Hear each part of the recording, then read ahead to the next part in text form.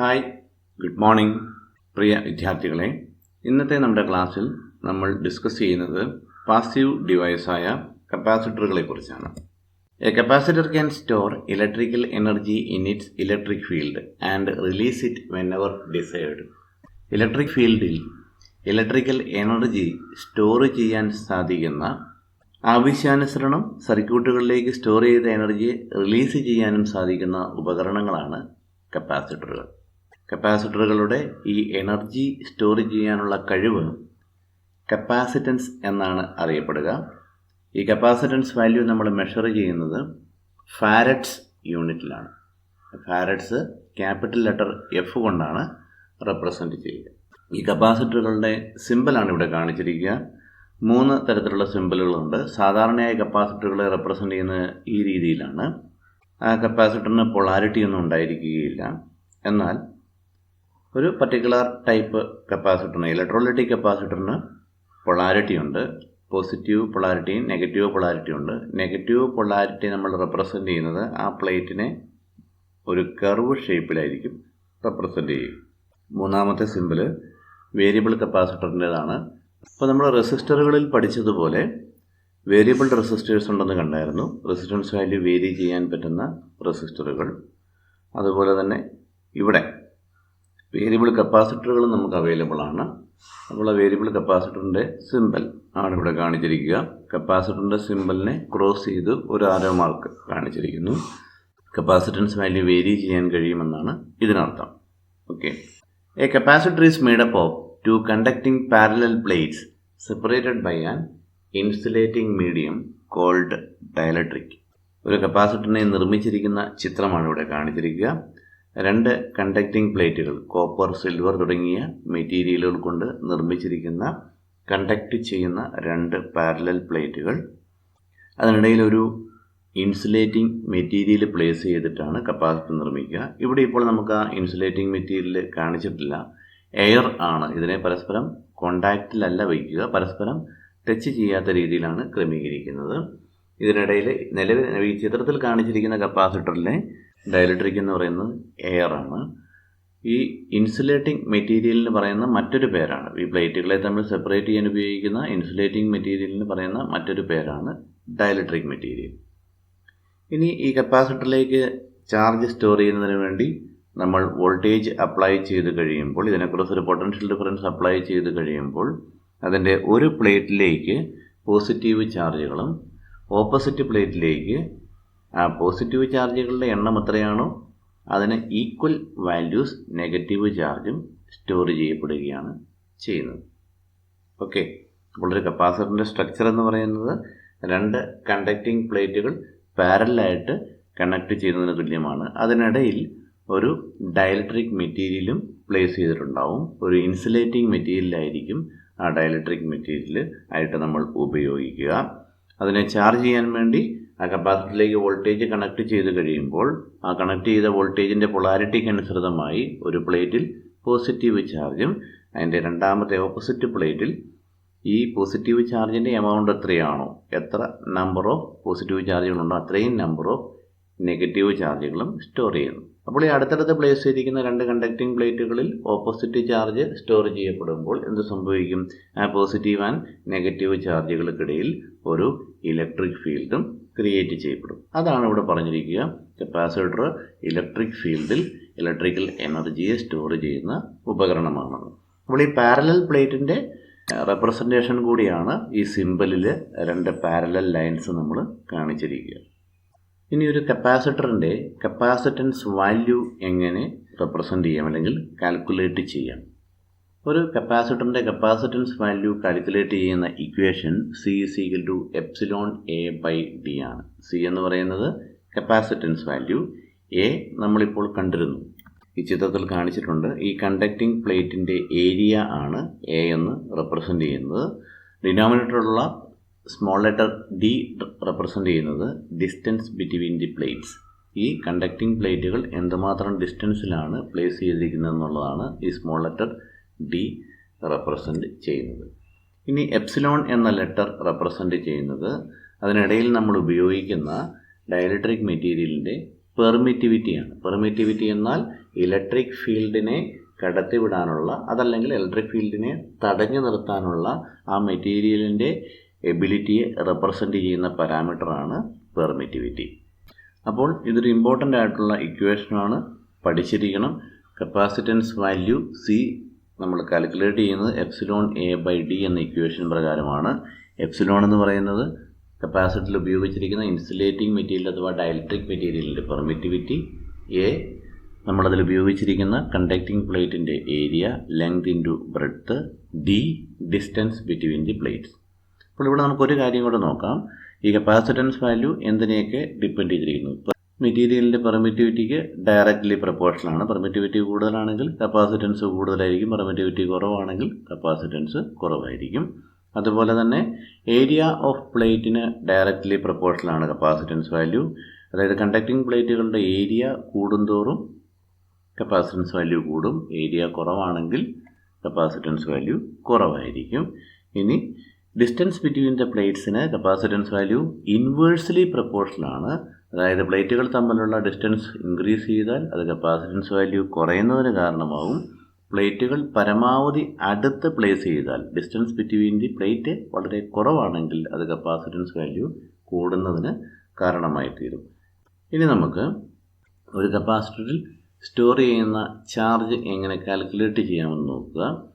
ഒരു കപ്പാസിറ്ററിലേക്ക് സ്റ്റോർ ചെയ്യപ്പെടുന്ന ചാർജ് Q എന്നാണ് റെപ്രസെൻ്റ് ചെയ്യുന്നതെങ്കിൽ ആ ചാർജ് അതിനെക്രോസ് നമ്മളത് ചാർജ് ചെയ്യുന്നതിനായി അപ്ലൈ ചെയ്യുന്ന പൊട്ടൻഷ്യൽ ഡിഫറൻസ് അഥവാ വോൾട്ടേജിന് ഡയറക്റ്റ്ലി പ്രൊപ്പോർഷണൽ ആയിരിക്കും.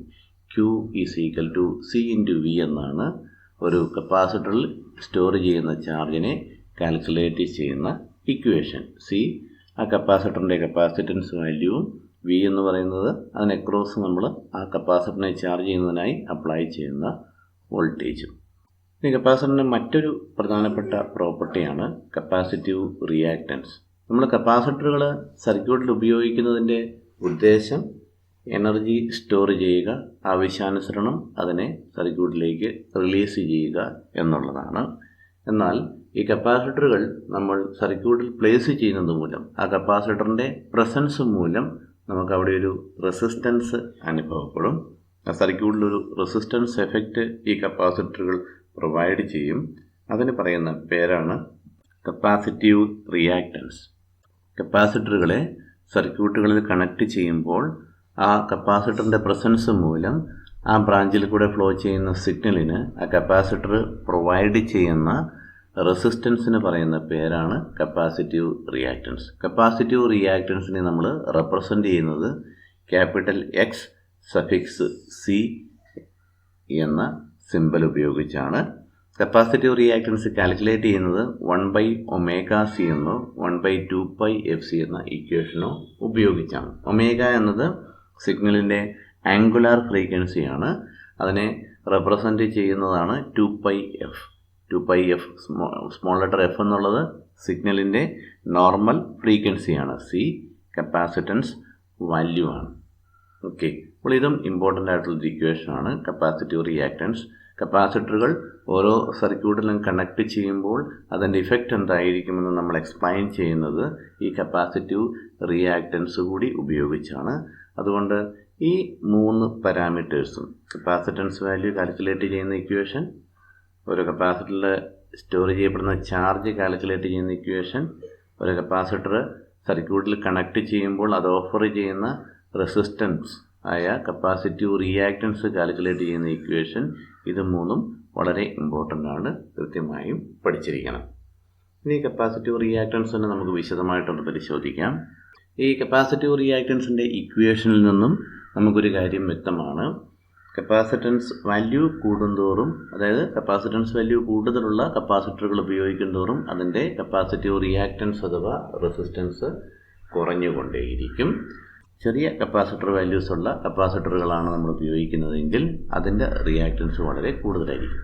അതുപോലെ തന്നെ സിഗ്നൽ ഫ്രീക്വൻസിക്ക് അനുസൃതമായി ഒരു കോൺസ്റ്റൻറ്റ് C കപ്പാസിറ്റൻസ് ഉള്ള ഒരു കപ്പാസിറ്ററാണ് നമ്മൾ ഉപയോഗിക്കുന്നതെങ്കിലും അതിൽ കൂടെ ഫ്ലോ ചെയ്യുന്ന സിഗ്നലുകളുടെ ഫ്രീക്വൻസി വേരി ചെയ്യുന്നതിനനുസൃതമായി ഈ കപ്പാസിറ്റീവ് റിയാക്റ്റൻസും വേരി ചെയ്യും. ഒരു കപ്പാസിറ്റർ തന്നെ വ്യത്യസ്ത ഫ്രീക്വൻസിയുള്ള സിഗ്നലുകൾക്ക് ഓഫർ ചെയ്യുന്ന റെസിസ്റ്റൻസും ഡിഫറൻ്റ് ആണ്. ഇവിടെ നമുക്ക് കാണാം 1/f എന്നുള്ളതാണ്. അത് ഇൻവേഴ്സ്ലി പ്രൊപ്പോർഷനാണ്. ഹൈ ഫ്രീക്വൻസി സിഗ്നലുകൾക്ക് വളരെ കുറഞ്ഞ റെസിസ്റ്റൻസ് അഥവാ കപ്പാസിറ്റീവ് റിയാക്റ്റൻസും, ലോ ഫ്രീക്വൻസി സിഗ്നലുകൾക്ക് വളരെ കൂടിയ കപ്പാസിറ്റീവ് റിയാക്റ്റൻസ് അഥവാ റെസിസ്റ്റൻസുമായിരിക്കും കപ്പാസിറ്ററുകൾ പ്രൊവൈഡ് ചെയ്യുന്നത്. അത് നമുക്ക് എങ്ങനെയാണെന്ന് നോക്കാം. അത് കാണുന്നതിന് മുമ്പ് സിഗ്നലുകളെക്കുറിച്ചൊരു ധാരണ നമുക്കുണ്ടാകേണ്ടതുണ്ട്. ഒരു DC സിഗ്നലിനെ റെപ്രസെൻ്റ് ചെയ്യുന്നത് നിങ്ങൾ പഠിച്ചിട്ടുള്ളതാണ്. എന്തായിരിക്കും? ഒരു സ്ട്രെയിറ്റ് ലൈൻ ഉപയോഗിച്ചായിരിക്കും റെപ്രസെൻ്റ് ചെയ്യുക. ടൈം ആക്സിൽ ഏതൊരു ഇൻസ്റ്റൻറ്റിൽ നമ്മൾ മെഷർ ചെയ്താലും ആ DC വോൾട്ടേജ് കോൺസ്റ്റൻറ്റ് വാല്യൂ ആണ് റെപ്രസെൻ്റ് ചെയ്യുക. ഉദാഹരണത്തിന് ഒരു ബാറ്ററി നമ്മൾ കണക്ട് ചെയ്താൽ 1.5 വോൾട്ടിൻ്റെ ബാറ്ററി ആണെങ്കിൽ അതിനെ സർക്യൂട്ടിൽ കണക്ട് ചെയ്തിട്ടുണ്ടെങ്കിൽ അതിലെ ചാർജ് തീരുന്നത് വരെ, ആ ഇൻസ്റ്റൻറ്റ് വരെ അത് ആ സർക്യൂട്ടിലേക്ക് പ്രൊവൈഡ് ചെയ്യുന്ന വോൾട്ടേജ് അഥവാ പൊട്ടൻഷ്യൽ ഡിഫറൻസ് എന്ന് പറയുന്നത് എന്തായിരിക്കും? 1.5 വോൾട്ട് തന്നെ ആയിരിക്കും, കോൺസ്റ്റൻ്റ് ആയിരിക്കും. എന്നാൽ AC സിഗ്നലുകൾ നമ്മൾക്കറിയാം, ആൾട്ടർനേറ്റിംഗ് സിഗ്നലുകൾ. എന്താണ് അതിൻ്റെ പ്രത്യേകത? അതിൻ്റെ ആംപ്ലിറ്റ്യൂഡ് ടൈം പ്രോഗ്രസ് ചെയ്യുന്നതിനനുസരിച്ച് ടൈമിനനുസൃതമായി കണ്ടിന്യൂസ് ആയിട്ട് ചേഞ്ച് ചെയ്തുകൊണ്ടേയിരിക്കുന്നു. അതിന് പോസിറ്റീവ് സെറ്റ് ഓഫ് വാല്യൂസും ഉണ്ടാവും, നെഗറ്റീവ് സെറ്റ് ഓഫ് വാല്യൂസും ഉണ്ടാവും. ഇത് പോസിറ്റീവ് ഹാഫ് സൈക്കിൾ എന്നാണ് അറിയപ്പെടുക, ഇത് നെഗറ്റീവ് ഹാഫ് സൈക്കിൾ എന്നാണ് അറിയപ്പെടുന്നത്. അതാണ് AC സിഗ്നലും DC സിഗ്നലും തമ്മിലുള്ള ഡിഫറൻസ്. ഇനി AC സിഗ്നലിൻ്റെ ചില പ്രോപ്പർട്ടീസ് നമുക്ക് നോക്കാം. ഇത് നമ്മൾ അടുത്ത അധ്യായത്തിൽ വളരെ വിശദമായിട്ട് പഠിക്കുന്നതാണ്. എങ്കിലും ഈ റിയാക്റ്റൻസിൻ്റെ എക്സ്പ്ലനേഷന് വേണ്ടി നമ്മൾ കുറച്ച് കാര്യങ്ങൾ അറിഞ്ഞിരിക്കണം. അതൊന്ന് പറയാം. ഇവിടെ ആംപ്ലിറ്റ്യൂഡ് എന്ന് പറഞ്ഞ് മാർക്ക് ചെയ്തിരിക്കുന്നത് ഈ സിഗ്നലിൻ്റെ പോസിറ്റീവ് ഹാഫ് സൈക്കിളിലെ മാക്സിമം വാല്യൂ ആണ്. അതേപോലെ തന്നെ നെഗറ്റീവ് ഹാഫ് സൈക്കിളിലും അതിനൊരു നെഗറ്റീവ് മാക്സിമം വാല്യൂ ഉണ്ട്. അതാണ് ആംപ്ലിറ്റ്യൂഡ്. ഓരോ ഇൻസ്റ്റൻറ്റിലുമുള്ള ആ സിഗ്നലിൻ്റെ സ്ട്രെങ്ത് എന്തുമാത്രമുണ്ട് എന്ന് റെപ്രസെൻ്റ് ചെയ്യുന്നതാണ് ആംപ്ലിറ്റ്യൂഡ് എന്ന പാരാമീറ്റർ. ഒരു കംപ്ലീറ്റ് സെറ്റ് ഓഫ് പോസിറ്റീവ് വാല്യൂസും നെഗറ്റീവ് വാല്യൂസും ചേരുന്നതാണ് വൺ സൈക്കിൾ എന്ന് പറയുന്നത്. റെപ്പിറ്റേഷൻ ഉണ്ടാകാൻ പാടില്ല. ഇവിടെ ഈ പോസിറ്റീവ് ഹാഫ് സൈക്കിൾ പൂർണ്ണമായിട്ടും അതിനോട് ചേർന്ന് വരുന്ന നെഗറ്റീവ് ഹാഫ് സൈക്കിൾ പൂർണ്ണമായിട്ടും ചേരുമ്പോഴാണ് ഒരു സൈക്കിൾ എന്ന് പറയുന്നത്. അവിടെ റിപ്പീറ്റ് ചെയ്ത് വരാൻ പാടില്ല. എന്നാൽ ഇവിടെ നോക്കുക, ഇവിടെ ഒരു സൈക്കിൾ പൂർണ്ണമായി കഴിഞ്ഞപ്പോൾ വീണ്ടും അതേ വാല്യൂസ് തന്നെ പോസിറ്റീവ് ഹാഫ് സൈക്കിളും നെഗറ്റീവ് ഹാഫ് സൈക്കിളും റിപ്പീറ്റ് ചെയ്തു വരുന്നു. അങ്ങനെ ഒരു സൈക്കിൾ കംപ്ലീറ്റ് ചെയ്യാനെടുക്കുന്ന സമയമാണ് ടൈം പീരീഡ് എന്ന് റെപ്രസെൻ്റ് ചെയ്യുന്നത്. ഓക്കെ, ഇനി ഒരു സിഗ്നലിൻ്റെ ഫ്രീക്വൻസി എന്താണെന്ന് നമുക്ക് നോക്കാം. ഫ്രീക്വൻസി എന്ന് പറയുന്നത് ഹെർട്സ് എന്ന യൂണിറ്റിലാണ് മെഷർ ചെയ്യുക. ഹെർട്സ് എന്ന് പറഞ്ഞാൽ number of cycles per second. ഒരു സെക്കൻഡിൽ എത്ര സൈക്കിളുകൾ കംപ്ലീറ്റ് ചെയ്യുന്നു എന്നുള്ളതാണ് അതിൻ്റെ ഫ്രീക്വൻസി നിർണ്ണയിക്കുക. ഉദാഹരണത്തിന് നമ്മുടെ വീടുകളിൽ നമുക്ക് ഇലക്ട്രിക്കൽ സിഗ്നലുകൾ, ഇലക്ട്രിസിറ്റി ലഭിക്കുന്നുണ്ട്. 230 വോൾട്ടാണ് അതിൻ്റെ ആംപ്ലിറ്റ്യൂഡ് എന്ന് നമുക്കറിയാം. അതിൻ്റെ ഫ്രീക്വൻസി ഒരുപക്ഷെ നിങ്ങൾ ശ്രദ്ധിച്ചിട്ടുണ്ടായിരിക്കും. ആ ഇലക്ട്രിക്കൽ എനർജി ഉപയോഗിക്കുന്ന ഇലക്ട്രിക്കൽ ഉപകരണങ്ങളിൽ, അത് മിക്സി ആയിക്കൊള്ളട്ടെ, അയൺ ബോക്സ് ആയിക്കൊള്ളട്ടെ, TV ഫ്രിഡ്ജോ ആയിക്കൊള്ളട്ടെ, അതിൻ്റെ പുറകിൽ അതിൻ്റെ ഡീറ്റെയിൽസ് കൊടുത്തിരിക്കുന്നത് നമ്മൾ വായിച്ചു നോക്കിയാൽ അതിൻ്റെ വോൾട്ടേജ് റേഞ്ചും ഓപ്പറേറ്റിംഗ് ഫ്രീക്വൻസി റേഞ്ചും എഴുതിയിരിക്കുന്നത് കാണാം. 50 ഹെർട്സാണ്. 50 ഹെർട്സ് എന്ന് പറയുമ്പോൾ അതിൻ്റെ അർത്ഥം എന്താ? നമുക്ക് അവൈലബിൾ ആയ ഇലക്ട്രിക്കൽ എനർജി എന്ന് പറയുന്നത് അതിൻ്റെ സിഗ്നൽ വേരി ചെയ്യുന്ന 50 സൈക്കിളുകൾ ഒരു സെക്കൻഡിൽ പൂർത്തിയാക്കുന്നു. ഒരു സെക്കൻഡിൽ 50 പോസിറ്റീവ് ആൻഡ് നെഗറ്റീവ് ഹാഫ് സൈക്കിളുകൾ പൂർണ്ണമാകുന്നു. അതാണ് ഫ്രീക്വൻസി എന്നതുകൊണ്ട് ഉദ്ദേശിക്കുന്നത്. അപ്പോൾ നമ്മൾ FM സ്റ്റേഷനുകളെ കുറിച്ച് കേട്ടിട്ടുണ്ട്. റേഡിയോ മാംഗോ 91.9, അല്ലെങ്കിൽ ക്ലബ് FM 94.3, 94.5, അതുപോലെ വ്യത്യസ്ത നമ്പറുകൾ കേട്ടിട്ടുണ്ട്. ആ നമ്പറുകൾ എന്താണ് ഉദ്ദേശിക്കുന്നത് നിങ്ങൾ എപ്പോഴെങ്കിലും ചിന്തിച്ചിട്ടുണ്ടോ? അത് കമ്മ്യൂണിക്കേറ്റ് ചെയ്യാൻ വേണ്ടി അതിൻ്റെ ചാനലിനെ റെപ്രസെൻ്റ് ചെയ്യുന്ന ഫ്രീക്വൻസിയാണ്. അത് 91.9 ഹെർട്സ് ആണോ? ഒരിക്കലുമല്ല, 91.9 മെഗാ ഹെർട്സ് ആണ്. മെഗാ ഹെർട്സ് എന്ന് പറയുമ്പോൾ മെഗായുടെ വാല്യൂ ഒക്കെ നമ്മൾ പഠിച്ചതാണ്. 10⁶. 10⁶ എന്ന് പറഞ്ഞാൽ അതിൻ്റെ വാല്യൂ എത്രയാണ്? 10 lakh ആണ്. അപ്പോൾ 91.9 ഇൻറ്റു 10⁶ എന്നുള്ളതാണ് അവിടെ ആ ചാനൽ റെപ്രസെൻ്റ് ചെയ്യുന്ന സിഗ്നലിൻ്റെ ഫ്രീക്വൻസി എന്ന് പറയുന്നത്. അപ്പോൾ എന്താ? 91.9 ഇൻറ്റു 10 lakh, അത്രയും സൈക്കിളുകൾ ഒരു സെക്കൻഡിൽ കംപ്ലീറ്റ് ചെയ്യുന്നു. അത്രയ്ക്ക് കൂടിയ ഫ്രീക്വൻസിയുള്ള സിഗ്നലാണ് നമ്മൾ FM സ്റ്റേഷനുകളിൽ ഉപയോഗിക്കുന്നത്. അപ്പോൾ ഫ്രീക്വൻസിയുടെ ഒരു കൺസെപ്റ്റ് നിങ്ങൾക്ക് പിടികിട്ടുന്നതിന് വേണ്ടി പറഞ്ഞതാണ്. ഇനി ഫോർ എ DC സിഗ്നൽ, ഇപ്പോൾ DC സിഗ്നലിൽ നമ്മൾ കണ്ടു ഇവിടെ വാല്യൂസ് എന്താണ്? ഡിഫറെൻറ്റ് വാല്യൂസ് റിപ്പീറ്റ് ചെയ്ത് വരുന്നില്ല. അപ്പോൾ അതുകൊണ്ട് ഇതിൻ്റെ ഫ്രീക്വൻസിയെ നമ്മൾ 0 ആയിട്ടാണ് കൺസിഡർ ചെയ്യുക. ഒരു ഡി സി സിഗ്നലിൻ്റെ ഫ്രീക്വൻസി 0 ആയിട്ടാണ് നമ്മൾ കൺസിഡർ ചെയ്യുന്നത്. അപ്പോൾ for a D C signal capacitor has infinite resistance and hence behaves as an open circuit. നമ്മൾ ഈ കപ്പാസിറ്ററിലേക്കൊരു ഡി സി വോൾട്ടേജാണ് അപ്ലൈ ചെയ്യുന്നതെങ്കിൽ ഡി സിയുടെ ഫ്രീക്വൻസി 0 ആയതുകൊണ്ട് ഈ ഇക്വേഷനിൽ 0 ഇട്ട് കാൽക്കുലേറ്റ് ചെയ്യുമ്പോൾ കപ്പാസിറ്റീവ് റിയാക്റ്റൻസ് ഇൻഫിനിറ്റ് ആയിരിക്കും. ഇൻഫിനിറ്റ് എന്ന് പറഞ്ഞാൽ അതൊരു ഓപ്പൺ സർക്യൂട്ട് ആയിരിക്കും. ഓപ്പൺ സർക്യൂട്ട് എന്ന് പറഞ്ഞാൽ എന്താ? അതിൽ കൂടി സിഗ്നൽ ഏത് പാസ് ചെയ്യുമോ? ഇല്ല. കണക്ഷൻ ഉണ്ടെങ്കിൽ മാത്രമേ സിഗ്നലിനെ പാസ് ചെയ്യുള്ളൂ. കണക്ഷൻ ഇല്ല എങ്കിൽ എന്താണ്? അതൊരു ഓപ്പൺ സർക്യൂട്ട് പോലെ ആക്ട് ചെയ്യും. അതിൽ കൂടി സിഗ്നലുകളെ കടത്തിവിടുകയില്ല. അപ്പോൾ ഒരു കപ്പാസിറ്റർ ഡി സി സിഗ്നലിനെ അതിൽ കൂടി പാസ് ചെയ്യുന്നത് ബ്ലോക്ക് ചെയ്ത് നിർത്തുന്നു. ഇനി ഹൈ ഫ്രീക്വൻസി സിഗ്നലുകളാണെങ്കിലോ ഫ്രീക്വൻസിയുടെ വാല്യൂ വർദ്ധിക്കുന്നതോറും നമ്മൾ എന്ത് കണ്ടു? ഇത് ഡിനോമിനേറ്ററിലാണ് ഫ്രീക്വൻസി വാല്യൂ ഉള്ളത്. ഫ്രീക്വൻസിയുടെ വാല്യൂ വർദ്ധിക്കുന്നതോറും ഈ ടേമിൻ്റെ ടോട്ടൽ വാല്യൂ അഥവാ എഫക്റ്റീവ് വാല്യൂ എന്ന് പറയുന്നത് കുറവായിരിക്കും. കപ്പാസിറ്റീവ് റിയാക്റ്റൻസ് കുറവായിരിക്കും. റെസിസ്റ്റൻസ് കുറവാണെങ്കിൽ അത് സിഗ്നലിനെ യഥേഷ്ടം കടത്തിവിടും. ഹൈ ഫ്രീക്വൻസി സിഗ്നലുകളാണെങ്കിൽ റെസിസ്റ്റൻസ് വാല്യൂ അല്ലെങ്കിൽ റിയാക്റ്റൻസ് വാല്യൂ വളരെ കുറവായിരിക്കും. അതൊരു ഷോർട്ട് സർക്യൂട്ടായിട്ട് ആക്ട് ചെയ്യും. ഷോർട്ട് സർക്യൂട്ടായിട്ട് ആക്ട് ചെയ്യുമ്പോൾ എന്താ? ഷോർട്ട് സർക്യൂട്ട് എന്ന് പറഞ്ഞാൽ പരസ്പരം ബന്ധിച്ചിരിക്കുന്ന അങ്ങനെ ഒരു ഡിവൈസ് അവിടെ ഉള്ള ഒരു എഫക്റ്റ് പോലുമില്ല. യാതൊരു തടസ്സവും ഇല്ലാതെ സിഗ്നലുകളെ വളരെ എളുപ്പത്തിൽ പാസ് ചെയ്യും. അപ്പോൾ അതുകൊണ്ട് ഈ ഒരു കൺസെപ്റ്റ് കൂടി ഓർത്തിരിക്കുക. കപ്പാസിറ്ററിനെ കുറിച്ച് പറയുമ്പോൾ അത് എ സി സിഗ്നലുകളെ പാസ് ചെയ്യുന്നു, ഡി സി സിഗ്നലുകളെ ബ്ലോക്ക് ചെയ്യുന്നു എന്ന് നമുക്ക് പറയാൻ സാധിക്കും. അതങ്ങനെ പറയുന്നത് ഇതിൻ്റെ ഈ റിയാക്റ്റൻസ് പ്രോപ്പർട്ടി ഉപയോഗിച്ചാണ്. ഇനി കപ്പാസിറ്റർ ക്ലാസിഫിക്കേഷനാണ്. റെസിസ്റ്ററുകളിലേതുപോലെ തന്നെ നമുക്ക് ഫിക്സഡ് കപ്പാസിറ്ററുകളും വേരിയബിൾ കപ്പാസിറ്ററുകളുമുണ്ട്. ഫിക്സഡ് കപ്പാസിറ്ററുകൾ ഫിക്സഡ് റെസിസ്റ്റർ പോലെ തന്നെയാണ്. ഒരിക്കൽ നിർമ്മിച്ചു കഴിഞ്ഞാൽ അതിൻ്റെ കപ്പാസിറ്റൻസ് വാല്യൂ നമുക്ക് പിന്നീട് വേരി ചെയ്യാൻ സാധിക്കുകയില്ല. വേരിയബിൾ കപ്പാസിറ്റർ ആണെങ്കിൽ നമുക്ക് സർക്യൂട്ടിൽ നമ്മുടെ ആവശ്യാനുസരണം അതിൻ്റെ കപ്പാസിറ്റൻസ് വാല്യൂ വേരി ചെയ്യാൻ സാധിക്കും. ഇനി ഫിക്സഡ് കപ്പാസിറ്ററുകളുടെ ക്ലാസിഫിക്കേഷനാണ്.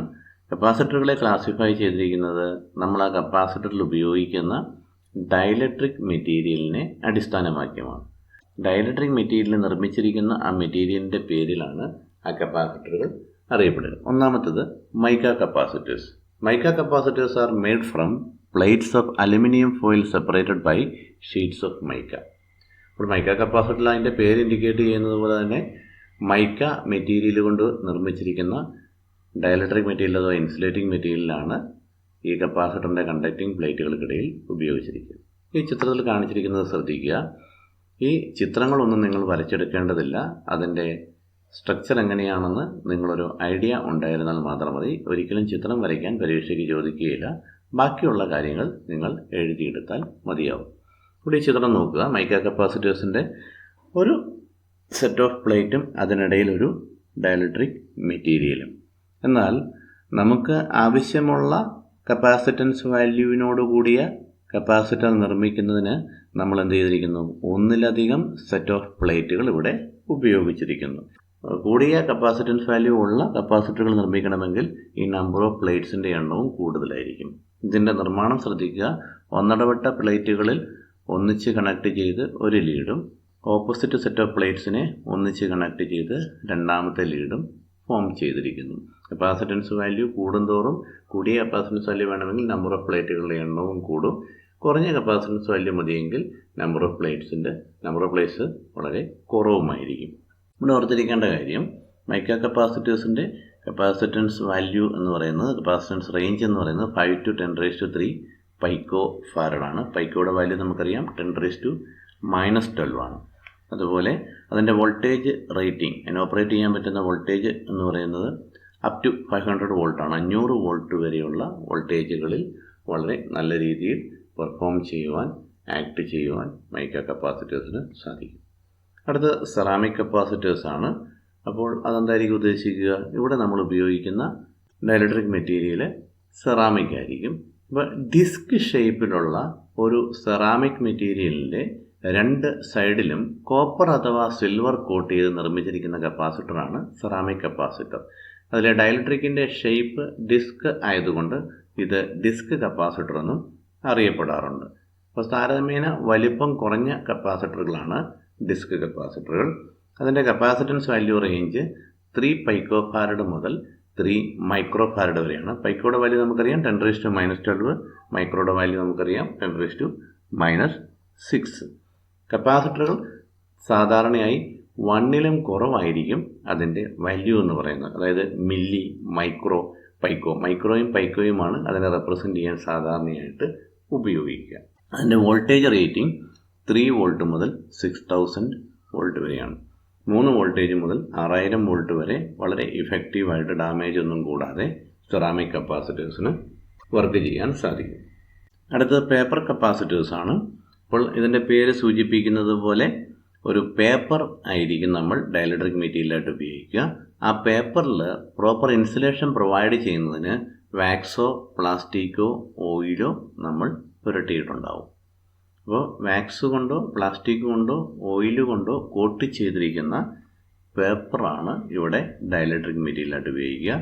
അതിൻ്റെ കപ്പാസിറ്റൻസ് വാല്യൂസ് 0.0005 മൈക്രോ ഫാരഡ് മുതൽ സെവറൽ മൈക്രോ ഫാരഡ് വരെയായിരിക്കും. അതിൻ്റെ ഓപ്പറേറ്റിംഗ് വോൾട്ടേജ് 100 വോൾട്ട് മുതൽ 1000 വോൾട്ട് വരെയായിരിക്കും. അത് നിർമ്മിച്ചിരിക്കുന്ന ഒരു സ്ട്രക്ചറാണ് ഇവിടെ കാണിച്ചിരിക്കുക. 2 കണ്ടക്റ്റിംഗ് പ്ലേറ്റുകൾ 2 ഡയലക്ട്രിക് മെറ്റീരിയലുകൾ ഉപയോഗിച്ച് സെപ്പറേറ്റ് ചെയ്ത് അതിനെ റോള് ചെയ്താണ് നമ്മൾ നിർമ്മിക്കുക. കപ്പാസിറ്റൻസ് വാല്യൂ കൂടുതൽ ആവശ്യമുള്ളിടത്തോളം അതിൻ്റെ ഏരിയ കൂടുതലായിരിക്കണം. കൂടുതൽ ലെങ്തിൽ മെറ്റീരിയൽ ഉപയോഗിക്കും. കപ്പാസിറ്റൻസ് വാല്യൂ കുറച്ച് മതിയെങ്കിൽ കുറച്ച് മെറ്റീരിയലായിരിക്കും നമ്മൾ ഉപയോഗിക്കുക. ഓക്കെ, ഇപ്പോൾ പറഞ്ഞ 3 കപ്പാസിറ്റേഴ്സും പൊളാരിറ്റി ഇല്ലാത്ത, പോസിറ്റീവോ നെഗറ്റീവോ പൊളാരിറ്റി ഇല്ലാത്ത കപ്പാസിറ്ററുകളാണ്. ഇനി പറയുന്ന ഇലക്ട്രോലൈറ്റിക് കപ്പാസിറ്ററാണ് പൊളാരിറ്റിയോട് കൂടി വരുന്നത്. ഇലക്ട്രോലൈറ്റിക് കപ്പാസിറ്ററിൽ നിർമ്മിച്ചിരിക്കുന്നത് ഒരു അലുമിനിയം ഫോയിൽ, അതിൻ്റെ ഒരു സൈഡിൽ ഓക്സൈഡ് കോട്ടിങ്ങോടുകൂടിയായിരിക്കും ഉപയോഗിക്കുന്നത്. അപ്പോൾ ഈ അലുമിനിയം ഫോയിൽ ഒരു പ്ലേറ്റായിട്ടും ഓക്സൈഡ് കോട്ടിങ് ഡൈലക്ട്രിക് മെറ്റീരിയലായിട്ടും ആക്ട് ചെയ്യുന്നു. ഈ ഓക്സൈഡ് മെറ്റീരിയൽ ഒരു ഇലക്ട്രോലൈറ്റുമായിട്ട് കോണ്ടാക്റ്റിലായിരിക്കും. ഈ ഇലക്ട്രോലൈറ്റാണ് രണ്ടാമത്തെ കണ്ടക്റ്റിംഗ് പ്ലേറ്റായിട്ട് ആക്ട് ചെയ്യുന്നത്. അപ്പോൾ ഇലക്ട്രിക്കൽ എനർജി അപ്ലൈ ചെയ്യുമ്പോൾ ഇലക്ട്രോലൈറ്റിൻ്റെ പ്രത്യേകത എന്താണ്? അതിലെ ചാർജസ് ഈ ഇലക്ട്രിക്കൽ എനർജിക്ക് അനുസൃതമായി അലൈൻ ചെയ്യുന്നു. അതുകൊണ്ട് ഈ ഇലക്ട്രോലൈറ്റ് ഒരു നെഗറ്റീവ് പ്ലേറ്റ് ആയിട്ടായിരിക്കും കപ്പാസിറ്ററിൽ ആക്ട് ചെയ്യുക. ഓക്കെ, അപ്പോൾ ഇലക്ട്രോലൈറ്റിക് കപ്പാസിറ്റേഴ്സിന് പൊളാരിറ്റി ഉണ്ട്. പോസിറ്റീവ് പൊളാരിറ്റിയും നെഗറ്റീവ് പൊളാരിറ്റിയും. അലുമിനിയം പ്ലേറ്റ് പോസിറ്റീവ് ലീഡായിട്ടും ഇലക്ട്രോലൈറ്റിൽ നിന്നും പുറത്തേക്കെടുക്കുന്ന ഇലക്ട്രോഡ് അഥവാ ലീഡ് നെഗറ്റീവ് ലീഡായിട്ടും ആക്ട് ചെയ്യുന്നു. അതിൻ്റെ കപ്പാസിറ്റൻസ് വാല്യൂസ് 1 മൈക്രോ ഫാരഡ് മുതൽ സെവറൽ 1000 മൈക്രോ ഫാരഡ് വരെ അവൈലബിൾ ആണ്. അതിൻ്റെ ഓപ്പറേറ്റിംഗ് വോൾട്ടേജ് റേഞ്ച് 1 വോൾട്ട് മുതൽ 500 വോൾട്ടേജ് വരെയാണ്. ഈ വേരിയബിൾ കപ്പാസിറ്റേഴ്സ്, അപ്പോൾ ഈ വേരിയബിൾ കപ്പാസിറ്റേഴ്സ് നമ്മൾ റേഡിയോയിലും ടി വിയിലുമൊക്കെ വ്യാപകമായിട്ട് ഉപയോഗിക്കുന്നുണ്ട്. റേഡിയോയിലെയും ടി വിയിലെയും ചാനലുകൾ വ്യത്യസ്ത ഫ്രീക്വൻസി കൊണ്ടാണ് റെപ്രസെൻ്റ് ചെയ്തിരിക്കുക. ഈ ഫ്രീക്വൻസി ചേഞ്ച് ചെയ്യുന്നതിന് അല്ലെങ്കിൽ ഫ്രീക്വൻസി സെലക്ട് ചെയ്യുന്നതിന് ഉപയോഗിക്കുന്ന ഉപകരണങ്ങളാണ്, ട്യൂണിംഗ് സർക്യൂട്ടിൽ ഉപയോഗിക്കുന്ന ഉപകരണങ്ങളാണ് കപ്പാസിറ്ററുകൾ. കപ്പാസിറ്റൻസ് വാല്യൂ വേരി ചെയ്യുന്നതിനനുസരിച്ച് നമുക്ക് റിസീവ് ചെയ്യേണ്ട ഫ്രീക്വൻസിയും ചേഞ്ച് ചെയ്യാൻ സാധിക്കും. അത് നമ്മൾ ഡീറ്റെയിൽഡ് ആയിട്ട് അടുത്ത ചാപ്റ്ററുകളിൽ കാണും. ഇപ്പോൾ 2 ടൈപ്പ് വേരിയബിൾ കപ്പാസിറ്റേഴ്സ് ആണുള്ളത്. എയർ ഗ്യാങ് കപ്പാസിറ്ററും ട്രിമ്മർ കപ്പാസിറ്ററും. കപ്പാസിറ്റൻസ് വാല്യൂ നിർണ്ണയിക്കുന്ന ഇക്വേഷൻ പഠിച്ചപ്പോൾ നമ്മൾ കണ്ടായിരുന്നു.